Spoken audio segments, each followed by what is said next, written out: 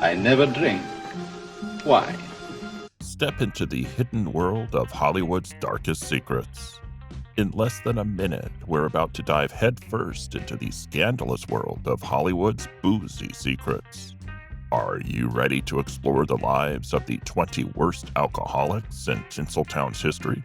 Hold on a second, there's a twist to this story. The names mentioned here were actually suggested by you. Tequila, a bottle! Number 20, Bela Lugosi. Bela Lugosi, the legendary horror star, had a tumultuous and tragic relationship with alcohol.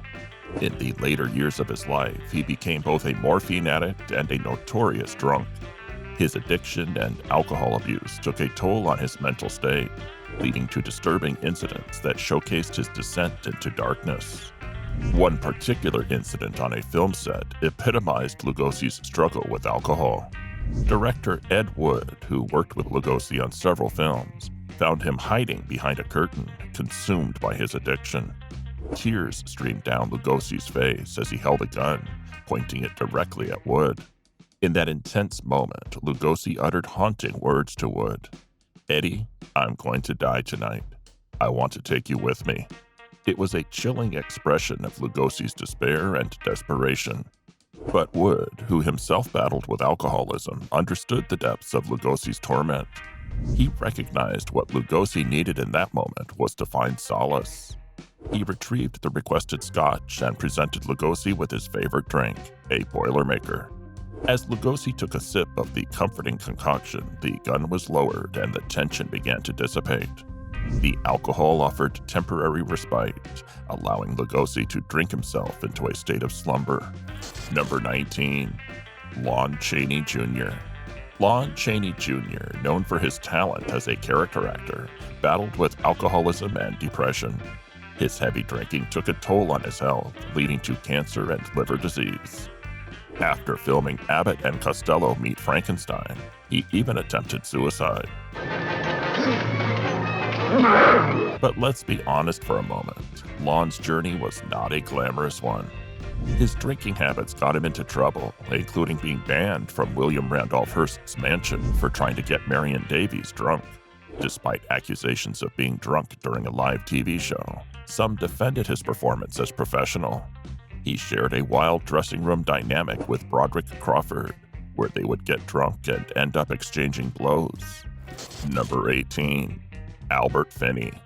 Albert Finney, the talented English actor known for his remarkable performances in films like Tom Jones, Murder on the Orient Express, and Erin Brockovich, had an illustrious career that left a lasting impact on the world of cinema.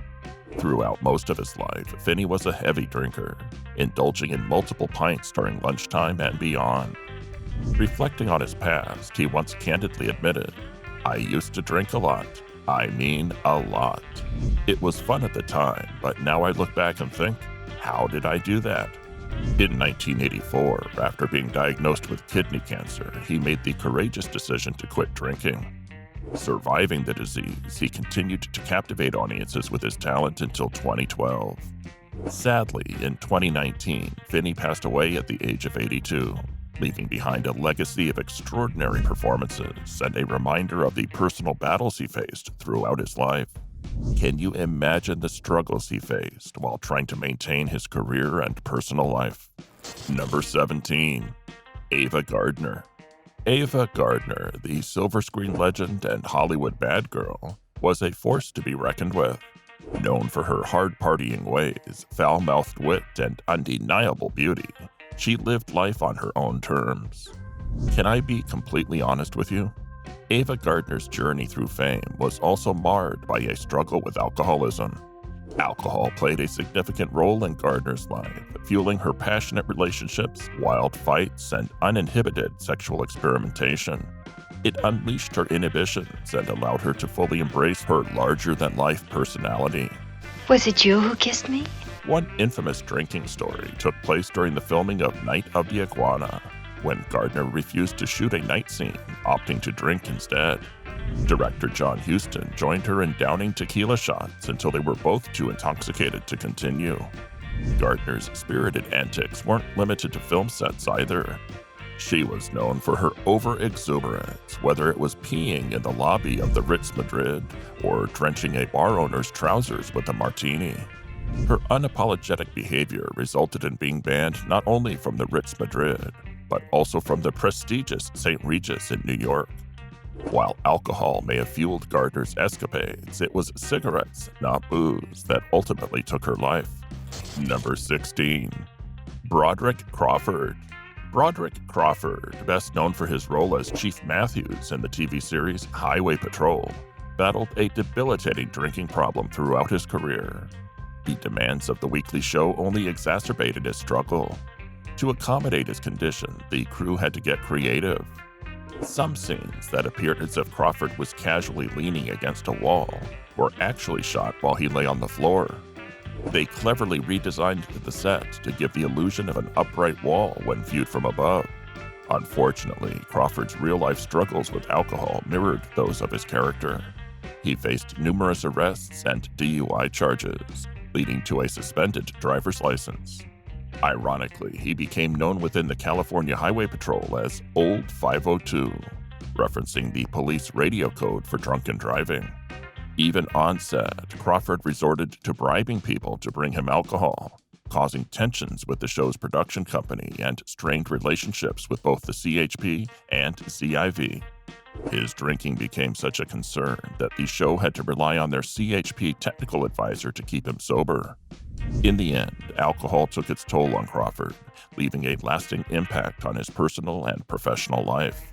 Before we continue, I want to ask you something. Have you or someone you know faced similar challenges? Share your thoughts and experiences in the comment section below. It's not too sweet. I repeat, it's not too sweet. Number 15. Marie Prevost. Now, some of you may be wondering, who was Marie Prevost? Well, Marie Prevost, a talented actress of the early Hollywood era, tragically succumbed to acute alcoholism at the young age of 40. Her untimely death went unnoticed for 2 days until her dog's incessant barking caught the attention of concerned neighbors. It was then that a houseboy discovered her lifeless body. Inside her room, the police found several empty liquor bottles and a promissory note addressed to Joan Crawford, totaling $110. The Hollywood community was deeply saddened by the loss, and at Prevost's funeral, attended by luminaries such as Crawford, Clark Gable, and Barbara Stanwyck, her legacy was honored. In a testament to her contributions to the motion picture industry, Prevost was posthumously awarded a star on the Hollywood Walk of Fame. Her tragic fate, along with that of others, prompted the creation of the motion picture and television Country House and Hospital, providing medical care for industry professionals. Prevost's story serves as a reminder of the toll that addiction can take and the importance of supporting those in need within the entertainment community. Number 14. Gig Young. Gig Young, the accomplished American actor known for his award-winning performance in They Shoot Horses, Don't They? And his role in the iconic Twilight Zone episode Walking Distance, met a tragic and shocking end. On that fateful afternoon of October 19, 1978, in his Manhattan apartment, Young pointed a revolver at the back of his wife's head, Kim Schmidt, and pulled the trigger, ending her life instantly. Following this horrific act, Young turned the gun on himself, ending his own life at the age of 64. They had been married for only 3 weeks, making Kim Young's 5th wife. You might be asking yourself, what could drive someone to commit such a horrific act? The motive behind the incident remains unclear, as there was no note left behind. Gig Young's career had been marred by the destructive forces of alcohol and pills. His addiction to the tranquilizer Valium, coupled with heavy alcohol consumption, took a toll on his professional life. What do you want? Sit down. He was even fired from the set of the comedy film Blazing Saddles on his first day of shooting due to his collapse caused by substance abuse. Despite his personal struggles, Young managed to deliver memorable performances, including his notable role in the Twilight Zone episode.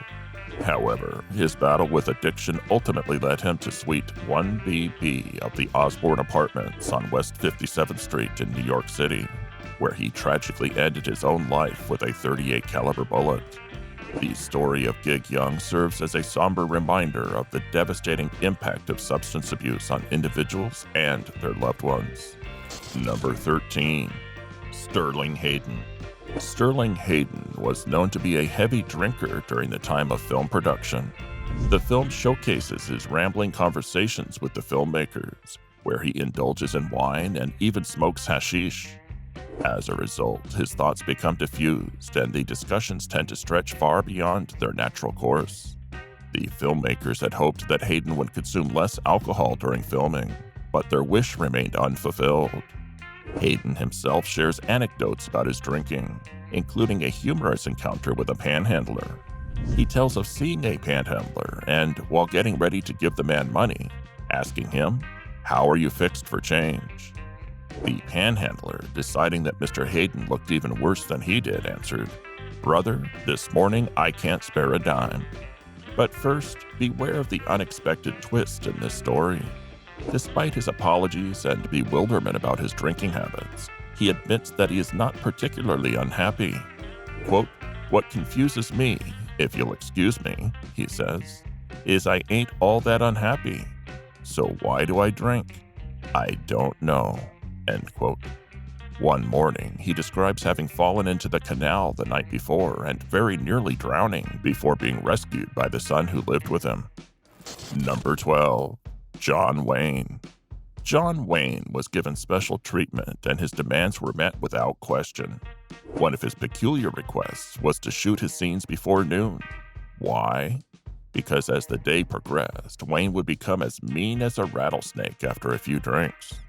He had a reputation for being a mean drunk, and his colleagues were well aware of it. Although he may not have recognized it as a drinking problem, he had a fondness for booze. Guess I'm feeling my liquor. Interestingly, filming wouldn't commence until Wayne had completed his morning bowel movement.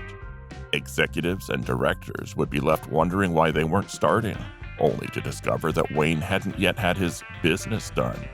In those days, people often drank without considering the importance of water unless they were mixing the two. Wayne's habit of drinking without enough water may have impacted his digestion, leading to potential constipation and making it difficult for him to have a fresh start in the mornings like his co-stars. His habitual drinking made it more challenging for him to maintain a regular shooting schedule on set. Number 11. Larry Hagman.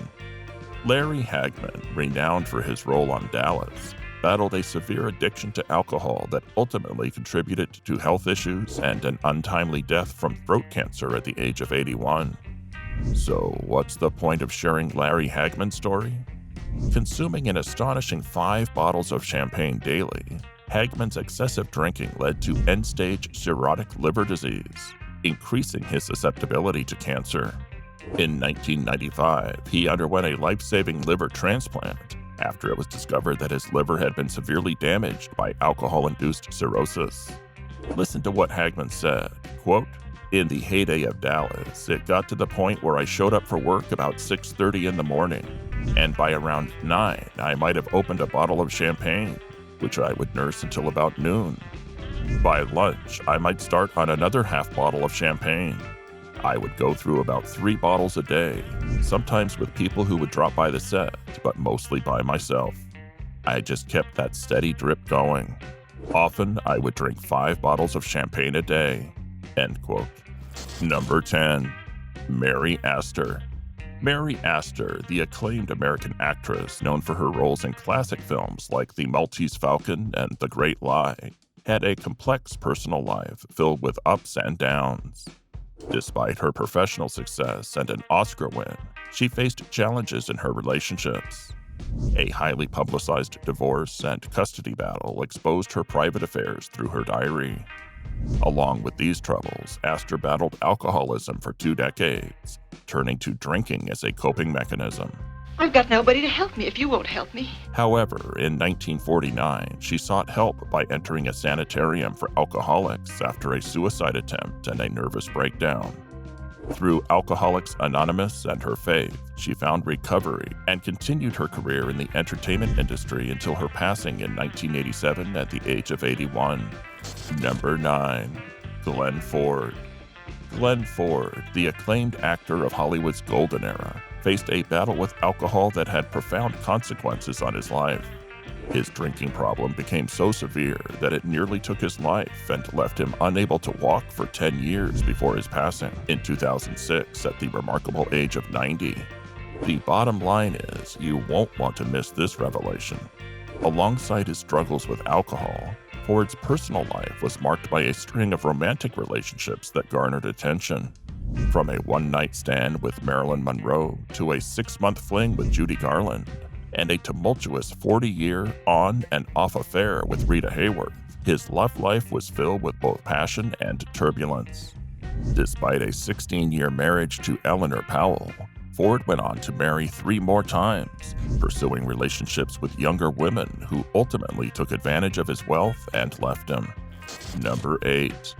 Alan Ladd.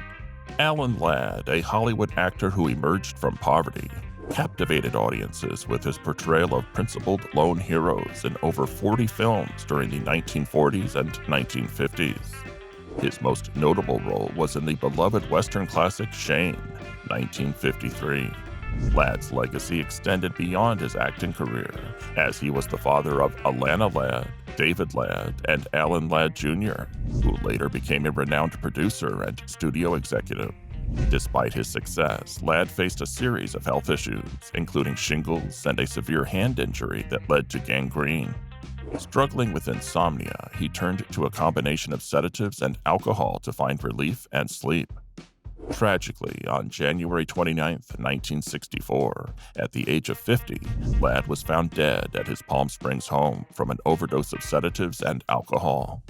He rests at Forest Lawn Cemetery in Glendale, California, while his star continues to shine on the Hollywood Walk of Fame, Palm Springs Walk of Stars, and the Arkansas Walk of Fame in Hot Springs. I'm all right, Joey. Number 7. Judy Garland. Judy Garland, the beloved actress known for her iconic role as Dorothy in The Wizard of Oz, battled numerous personal struggles throughout her life. Among these struggles was her battle with alcohol abuse. How did she find herself caught in the grip of addiction? What led her down this destructive path?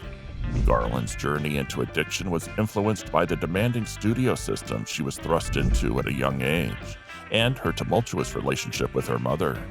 Reports suggest that she was introduced to pills as early as age 10, and by her late teens, she had become dependent on them. As her career soared, so did her addiction, and she turned to various substances to cope with the pressures of fame and maintain her grueling schedule. Tragically, the combination of an unstable upbringing, a demanding industry, and substance abuse proved overwhelming for the talented star. In 1969, at the age of 47, Garland's life was cut short, underscoring the devastating consequences of her battle with alcohol abuse. Number 6. Rita Hayworth. In the late 1970s, iconic actress Rita Hayworth faced a challenging period in her life when news outlets reported on her battle with alcoholism. These stories revealed that she had been taken to Hoag Hospital in Newport Beach, where she was unable to consent to treatment independently. During this difficult time, Hayworth found herself living alone and struggling to cope with her circumstances. However, a chance encounter with a fan, an artist from Newport Beach, changed the course of her life. Recognizing her struggles, he offered his support and invited her to stay with him for a short trip. Concerned for her well-being, he diligently looked after her. Unfortunately, on one occasion when he had to briefly leave home, he returned to find Hayworth barricaded inside, seeking refuge. Determined to help her, he managed to reach her and arranged for her to receive professional assistance at Hoag Hospital. When they had the earthquake in San Francisco. Regrettably, this marked the last time he would see the iconic actress. Number 5. Spencer Tracy. Let me first ask you, can you imagine alcohol appearing on nearly every page of someone's biography? Alcohol played a leading role in the tumultuous life of legendary actor Spencer Tracy. Throughout James Curtis's comprehensive biography, booze becomes an ever-present character, appearing on nearly every page. Tracy's struggle with alcohol was both destructive and widely known. Doctor's notes from a 1942 visit to Johns Hopkins shed light on his drinking history, revealing that Tracy would embark on alcoholic binges following the completion of a movie, lasting for about a week or 10 days every 8 months. Despite knowing the harm it caused him, Tracy couldn't resist the allure of alcohol. He would seclude himself in luxury hotels, missing engagements and disappointing those around him. Tracy's guilt over his alcoholism ran deep, a torment that fueled his self-destructive behavior. Even after 5 years of sobriety, he confessed to yearning for a martini as he gazed longingly at it. His friend, director Joseph Mankiewicz, acknowledged Tracy's guilt and the need for it to accompany his battle against alcoholism. Tracy's struggle was marked by profound guilt, shame, and the self-inflicted wounds of his addiction, leaving an indelible mark on his life and career. Number 4. Gail Russell. Gail Russell, an actress who never aspired to stardom, found herself thrust into the spotlight due to her stunning looks. A shy and introverted child, she preferred the solace of her room to socializing. But when a Paramount executive noticed her beauty, her mother convinced her to try a screen test. In 1949, Russell married actor Guy Madison, although rumors swirled of a romantic involvement with her co-star John Wayne. Her marriage to Madison was tumultuous and ended in divorce in 1954. During this time, Russell's drinking escalated, and by 1952, her film career had stalled. The strain of a divorce case involving Wayne exacerbated her struggles with alcoholism, leading to multiple arrests for drunk driving. Seeking help, she entered a sanitarium in Seattle for treatment. In 1955, following her divorce,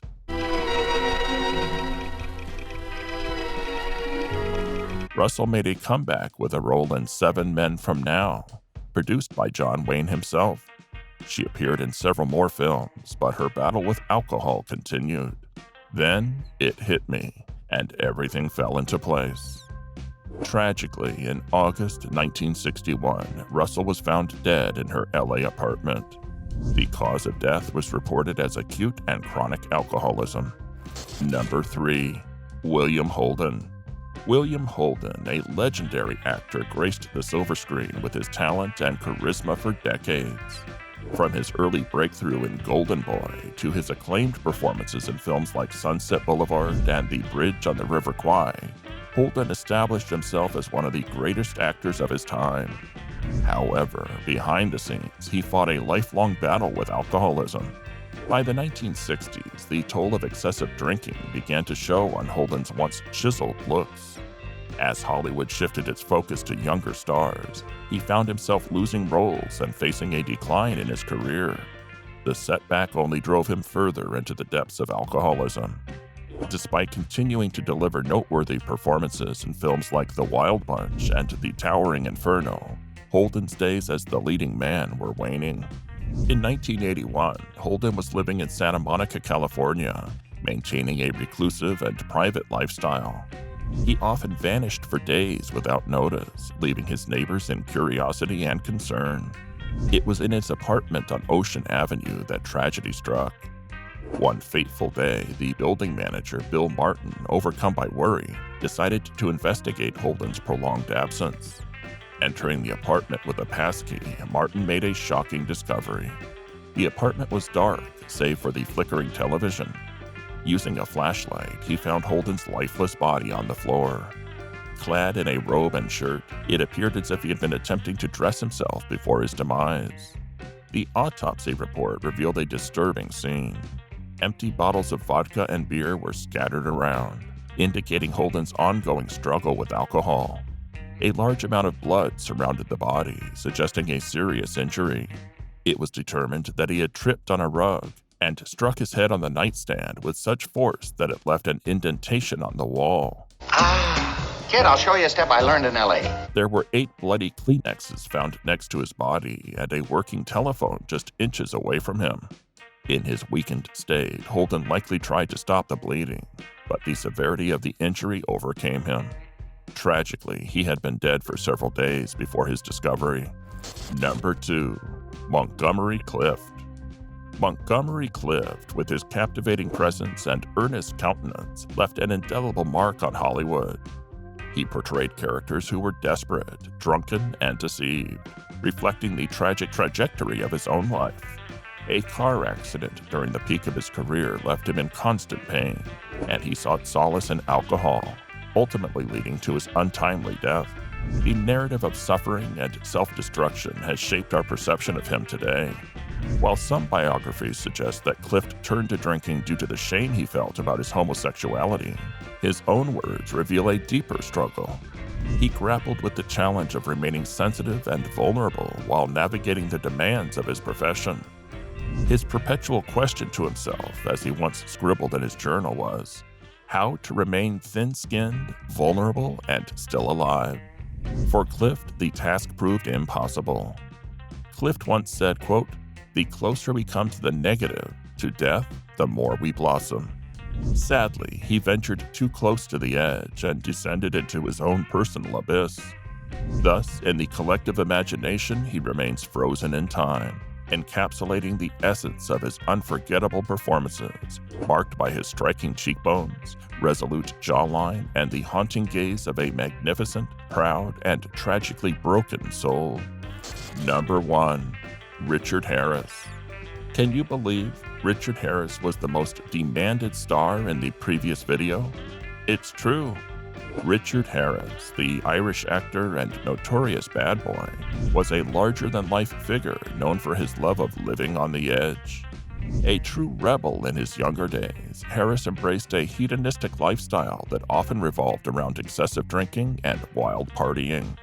He relished the belief that life should be lived to its fullest, and he certainly proved it. Famous for his confrontations with fellow actors and random passers-by, Harris frequented the pubs of Twickenham, where his presence was expected during rugby matches. P.J. Clark's in New York was another favorite haunt, where the bartender would line up 6 double vodkas at the mere sight of him. Malachy's, an Irish pub in the city, witnessed both his drinking and his brawls. Silence! Harris had a reputation for consuming copious amounts of alcohol. During the 1970s, he was known to down 2 bottles of vodka daily, followed by a mix of brandy and port in the evenings. While filming in Hawaii, he developed a fondness for a local cocktail that had him attempting to halt traffic with his fists. Doctors warned Harris that he had only 18 months to live unless he stopped drinking. In a dramatic farewell to alcohol, he chose to bid adieu with 2 bottles of Chateau Margaux 1947 at the Jockey Club in Washington. Although he eventually returned to drinking, he reportedly limited himself to a pint of Guinness before bedtime in his later years. Harris was surrounded by a group of legendary hellraisers, including Peter O'Toole, Richard Burton, and Oliver Reed, until Burton's passing. Even during the filming of Harry Potter, he would join Alan Rickman and Kenneth Branagh for pub outings, often extending their drinking sessions until the early hours of the morning. While alcohol nearly destroyed Harris and strained his relationships, he lived his life with immense enjoyment and delivered remarkable performances. His drinking escapades were legendary, such as the time he attempted to drive a truck under a bridge marked "Clearance 12 feet" after a few pints, resulting in the bridge collapsing. His witty exchanges with police officers, like waiting for his house to pass while lying in the street, showcased his quick thinking and irreverent charm. We come to the end of our journey through the lives of Hollywood's notorious alcoholics. If you enjoyed this video, please don't forget to like, share, and subscribe for more captivating content. Stay tuned.